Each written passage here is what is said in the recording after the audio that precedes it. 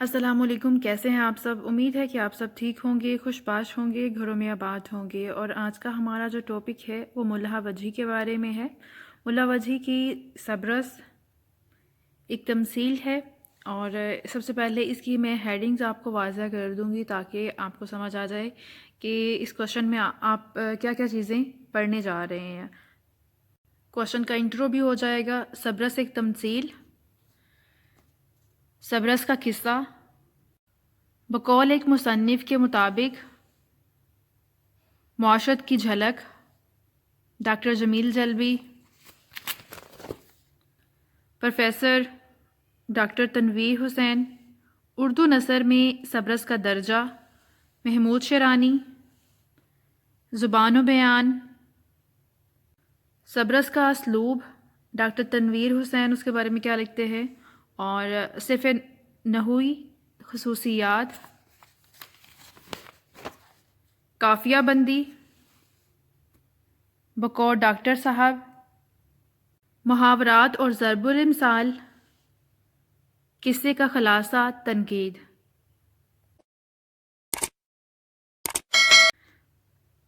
اس سے پہلے بھی سبرس کے بارے میں ایک لیکچر اپلوڈڈ ہے، لیکن یہ نوٹس جو میرے سامنے آئے تو مجھے فیل ہوا کہ آپ کے ساتھ پھر سے اس کو شیئر کرنا چاہیے، اور دو دن پہلے ہی کسی نے ریکویسٹ بھی کی ہے اسٹوڈنٹ نے، تو آپ کو یہ پرووائڈ کرنا میں نے ضروری سمجھا۔ سبرس ایک تمثیل ہے۔ تمثیل کیا ہوتا ہے اس کے بارے میں ہم دیکھیں گے۔ وجہی، میں آپ کو پہلے یہ بتا دوں کہ یہ نوٹس جو ہیں وہ تھوڑے سے بلر ہیں کیونکہ یہ فوٹو کاپی کروائے گئے ہیں۔ آپ یہ مت سمجھیے گا کہ آپ کو کلیئر نظر نہیں آ رہا، آپ کو آپ کے سامنے ہے، اور میں اس کو ریڈ کروں گی تاکہ اگر کچھ آپ کو لگے کہ آپ کو نہیں سمجھ آ رہی ہے تو میں اس کو ریڈ آؤٹ کر رہی ہوں۔ وجہی کا ایک سب سے بڑا کارنامہ سبرس ہے۔ سبرس ایک تمثیل ہے۔ تمثیل کسے کہتے ہیں؟ یہ لفظ ہماری لغت میں تو مثال دینے کے معنی میں استعمال ہوتا ہے، لیکن اب یہ لفظ تمثیل نگاری، انگریزی لفظ ایلگوری، اس میں GOR آئے گا۔ یہ جو ہے ورڈ، اس کا مطلب الرجی بنتا ہے، ایلگری اور ایلگری، اور اس کا بنے گا تمثیل نگاری، اس میں O آنا ہے۔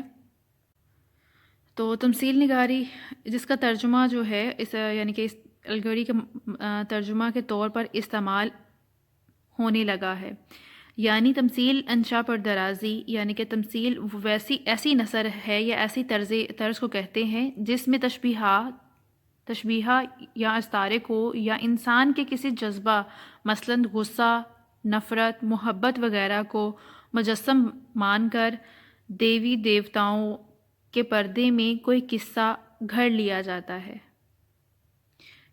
یعنی کہ اس میں جو غصہ، نفرت، محبت، ان کو کردار دے کر ان کو انسانوں کی طرح کے کردار دیے جاتے ہیں، ان کو کردار مانا جاتا ہے، کہانیاں بنائی جاتی ہیں، اور ان کے پیچھے ایک میسج ہوتا ہے یا کچھ۔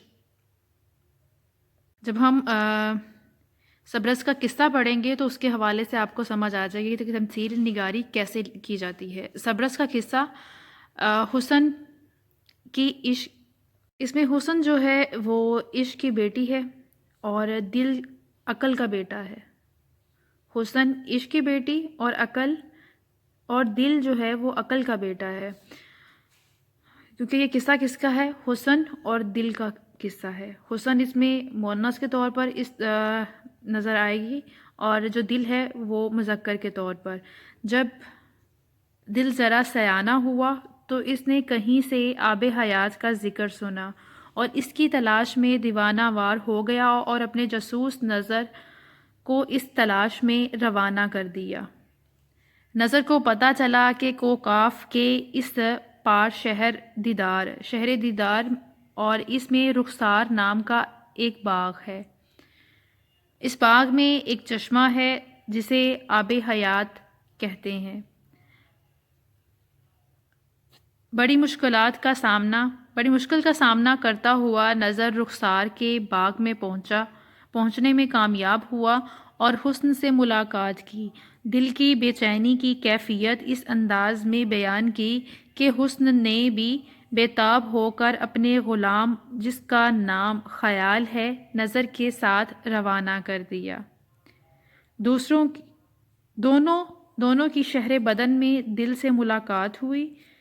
دوسری طرف عقل اور عشق کے درمیان لڑائی چھڑ جاتی ہے اور عشق کی فوج کو شکست کا سامنا کرنا پڑتا ہے۔ عقل اور عشق کی پرانی دشمنی کا حل تجویز کیا جاتا ہے کہ عشق بادشاہ عقل کا وزیر بن جاتا ہے، چنانچہ دونوں کے مشورے سے حسن کی شادی دل سے کر دی جاتی ہے۔ یہ تھا ایک تمثیلی قصہ جس میں جذبات اور خیالات وغیرہ کو خیال، رخسار، نظر، یہ سارے کردار بنا کر یہ اس قصے کو بیان کیا گیا ہے۔ اس طرح خوشیاں بحال ہو جاتی ہیں۔ بقول ایک مصنف کے مطابق یہ ایک عجیب قصہ ہے۔ عقل اور عشق کی لڑائی بھی عجیب ہے۔ یہ جنگ ویسے تو دنیا کی عظیم جنگوں سے بھی خطرناک ہے۔ یہ ایسی عالمگیر جنگ ہے جو ہر آن، ہر ساتھ اور ہر مقام پر لڑی جا رہی ہے اور ازل سے شروع ہے اور ابد تک جاری رہے گی۔ انسان بیچارہ نہ تو عقل ہی عقل ہے اور نہ ہی جذبات ہے، بلکہ اس میں یہ دونوں فتنے موجود ہیں، جبکہ دونوں کے راستے جدا جدا ہیں۔ عقل انسان کو اعتدال کی راہ پر قائم رکھتی ہے، لیکن عشق اسے تمام حدوں سے آزادی کی طرف کھینچتا ہے اور انسان نادان اور دونوں کی ضد میں پس کر رہ جاتا ہے۔ اس قصے کو سبرس میں تمثیلی رنگ دے کر وجہی نے پیش کیا ہے۔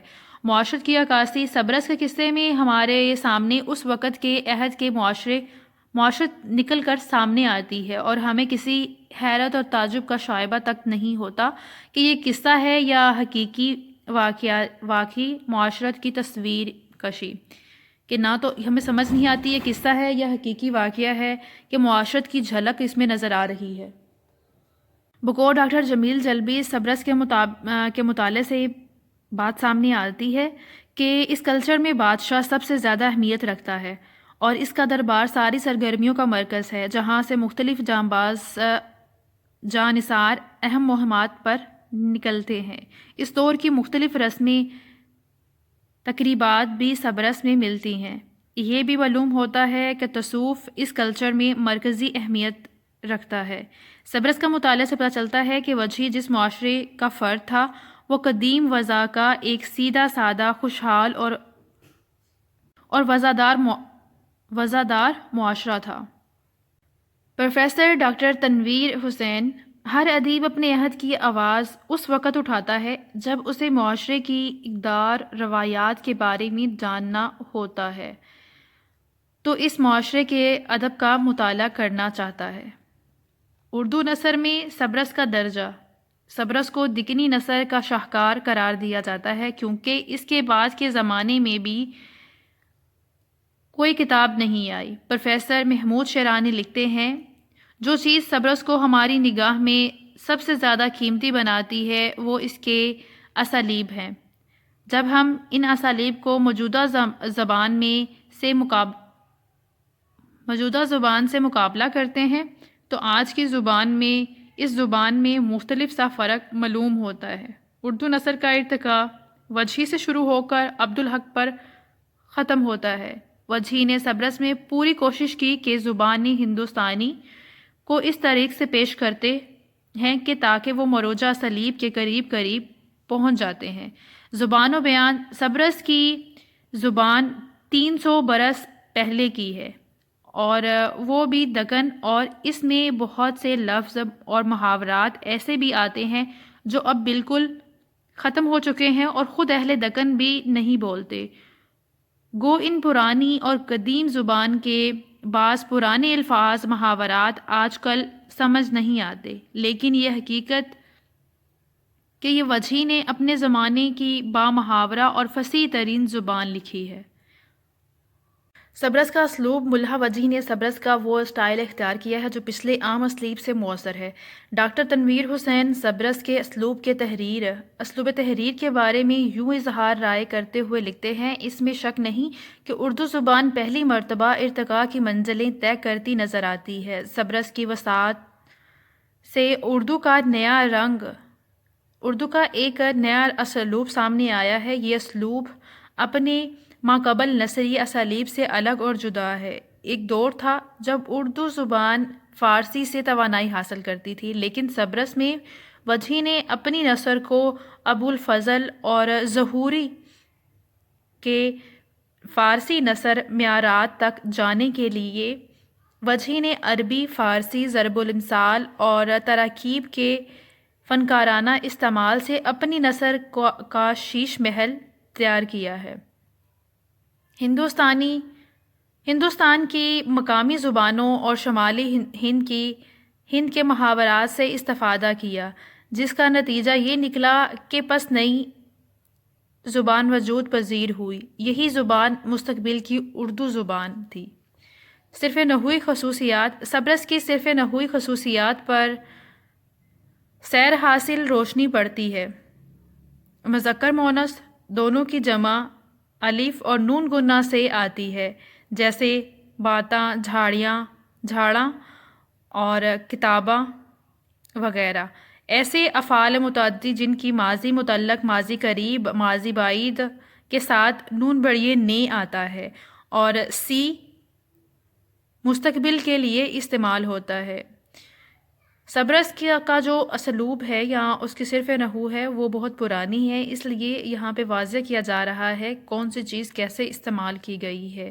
سی مستقبل کے لیے استعمال کیا جاتا ہے، سو اس میں اکثر استعمال ہوا ہے، وہ سے کے معنیوں میں استعمال ہوتا ہے، اور بعض ضمائر کا استعمال بھی مختلف انداز سے کیا گیا ہے، اور اکثر عربی الفاظ املا میں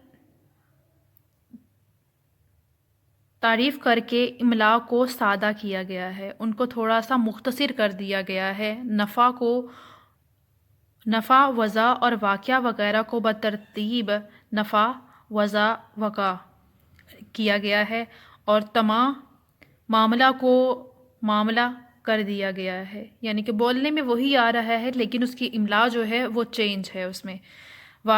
قافیہ بندی، وجہی کے ہاں قافیہ کے التزام سے نثر کی نثریت کو نقصان ضرور پہنچا ہے، کیونکہ اس سے ہر فقرہ ٹکڑے ٹکڑے ہو کر سامنے آتا ہے۔ یوں عبارت خیال کے تقاضوں سے نہیں، قوافی سے ٹوٹی پھوٹی لگتی ہے۔ نیچے ایک نثر کا ملاحظہ ہے، اور اس کے بعد بقول ڈاکٹر صاحب وجہی کو قافیہ بندی کا خاص شوق تھا، اس کی وجہ سے اس کی نثر ہر فقرے کے آخر میں تالی بجانے کی ضرورت محسوس ہوتی ہے، اور اس طرح عبارت رک رک کر چلتی ہے، اور قافیے کی تنگی کی وجہ سے روانی کو بھی قربان کرتا جاتا ہے۔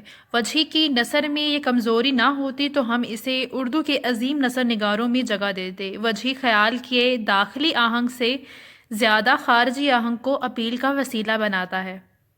محاورات اور ضرب الامثال، سبرس کی زبان اگرچہ قدیم ہے لیکن وجہی نے اس میں محاورات اور ضرب الامثال ایسی بیان کی ہے جو آج بھی بولی جاتی ہے۔ مثلاً خالہ جی کا گھر، کہاں گنگو تیلی، یہاں پہ واو آئے گا، کہاں گنگو تیلی، کہاں راجہ بھون، دودھ کا جلیا، چھاچھ پھونک پیتا۔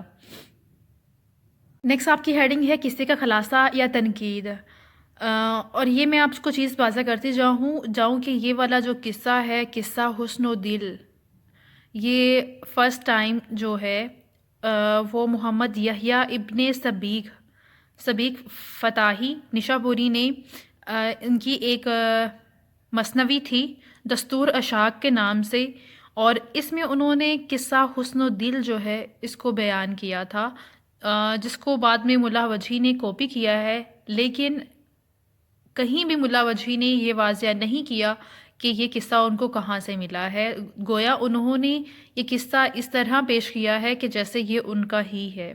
اس کے بارے میں کیا رائے ملتی ہے؟ قصے کا خلاصہ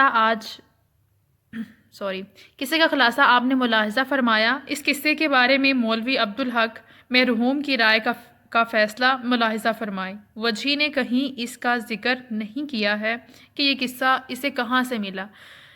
دیباچہ پڑھنے سے یہ صاف معلوم ہوتا ہے کہ یہ اسی کی ایجاد ہے اور اسی کے دماغ کی اوج ہے، حالانکہ یہ بات نہیں ہے۔ یہ پر لطف داستان سب سے پہلے محمد یحییٰ ابن سبیق فتاحی نشا پوری نے لکھی۔ ابن سبیق فتاحی کی تصنیف ہے اور ان میں ایک دستور اشاق ہے۔ دستور اشاق یعنی حسن و دل ہے۔ امید ہے آپ کو یہ ویڈیو پسند آئی ہوگی اور اس کو اپنے فرینڈز اور کلاس فیلوز کے ساتھ ضرور شیئر کریں۔ اپنا بہت خیال رکھیے گا، دعاؤں میں یاد رکھیے گا۔ فی امان اللہ۔ اور ویڈیو کو لائک اور کمنٹ ضرور کیا کریں، اس سے مجھے کوئی فائدہ نہیں ہوگا، بس مجھے اس سے حوصلہ افزائی ہوتی ہے، مجھے اچھا لگتا ہے اور نئے آگے کام کرنے کے لیے مجھے حوصلہ ملتا ہے، اس سے مجھے موٹیویشن ملتی ہے اور میں نیا کام کرنے کے لیے اپنے آپ کو اور زیادہ اچھے سے پریپیئر کرتی ہوں۔